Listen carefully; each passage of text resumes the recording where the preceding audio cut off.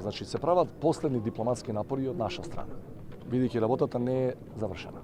Денеска почнува заседанието на Европскиот совет на највисоко ниво на шефови на држави и влади, и трае и утре. Ние сме, проширувањето е на дневен ред негде утре околу пладне. Значи, во раните попладневни часови ќе се донесе формална одлука.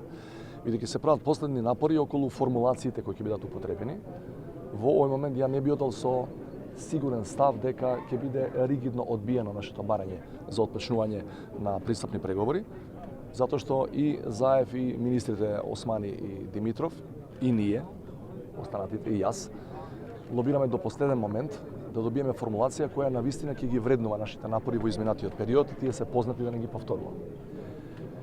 Од безбедносен аспект, ако прашувате што ако не добиеме сега датум за преговори, нема ништо драматично да се случи. Тоа го гарантираат сите институции, дел од нив видовте и денеска. Значи, безбедноста на Република Северна Македонија е загарантирана. Најголема потврда за ова што го зборувам, значи за одржлива безбедност и во наредниот период, е тоа што ратификациите за нашето полноправно членство во НАТО одат со забрзана динамика. Име 24 од 29. Евентуално техничкото одложување на страната на Шпанија може да го пролонгира тоа за некој месец, меѓутоа ние дефинитивно стануваме членка полноправна на најсилната воено-политичка алијанса во историјата на светот, и од тој аспект имаме дополнителна гаранција дека 29 други држави, земји членки, ќе ни асистираат ако имаме потреба. Така што од тој аспект граѓаните треба да бидат апсолутно спокојни и мирни. Стануваше збор да добиеме што е можно порано датум за преговори, за да може да влеземе во подлабоки реформи со асистенција од Брисел, од постари демократи, од организација која е докажана дека има принципи и стандарди кои се практично неспоредливи со било која друга организација во светот. Значи, од аспект на безбедност или од аспект на мојата улога и како врховен командант, мислам дека не треба да има никаква дилема, никаков сомнеж што ако не добиеме датум за преговори. Во однос на стратешката насока, ако не добиеме сега датум за преговори, мислам дека е апсолутно јасно дека ова е најдобрата опција и дека ние и понатаму како држава, сосема независно која е влада, кој е председател, кои се релевантни политички субјекти, ние мораме и понатаму да продолжиме да работиме за наше целосно асоцирање во Европската унија. Како коментирате вчерашната изјава на премиерот Заев дека Македонија се труди повеќе можеби и од Полска и од Унгарија за европските вредности? Дали можеби би се навределе Полска и Унгарија за оваа изјава?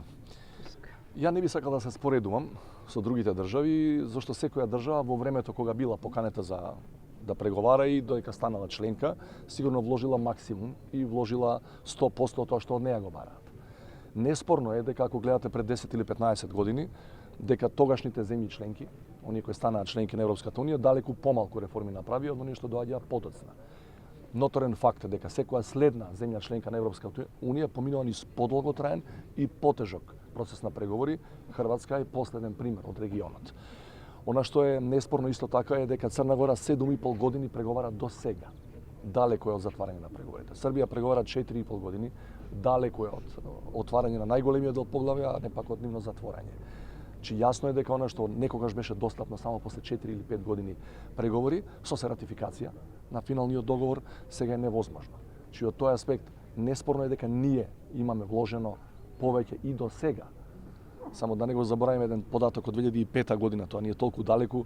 Ние 2005 во рекорден рок го одговоривме тој познатиот прашалник кој ни беше доставен од тогашната Европска унија, че како ниту една земја претходно. Брзо ги одговоривме тие илјадници прашања за реформите во сите области.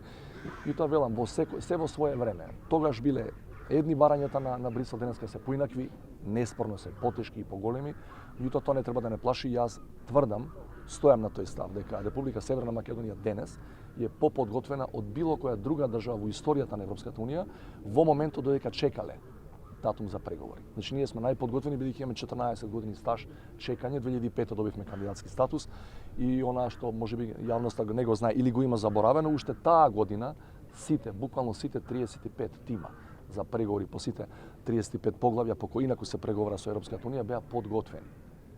Значи имавме една прекрасна екипа уште тогаш направена, кој се и сега во функција и чекаме само момент за формален старт на преговорите.